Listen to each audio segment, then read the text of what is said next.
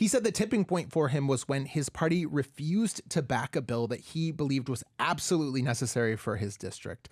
This was a policy that would have allowed cities to use more of the money that is generated by hotel taxes and Airbnb taxes, lodging taxes. So money that is brought into places by tourists. This bill would have allowed more of it to be spent on things like police or infrastructure improvements. And Javadi supported this bill. I think he was the chief sponsor.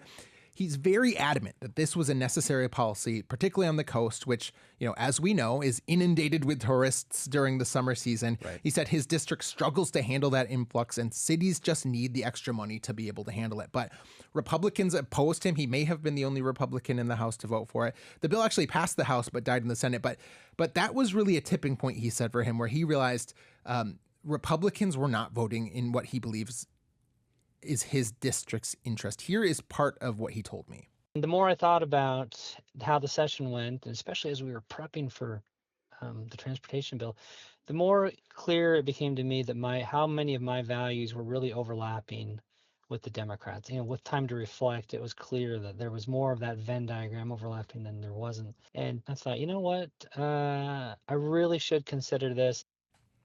So I think it's fair to say Javadi was serious about changing parties before he took this vote on Governor Kotek's transportation bill last week. But if there was any doubt at all, I think it was shattered when he did take the tax vote and just saw the outpouring of sort of disappointment, outrage, whatever you want to call it, from folks in the GOP. He said in a Substack post about this that he had been hammered as vile. He'd been called a criminal, a traitor since he took the vote. Clearly, that is not something that would inspire him to stay in the party and didn't speak well to his future in the Republican Party if he had stayed.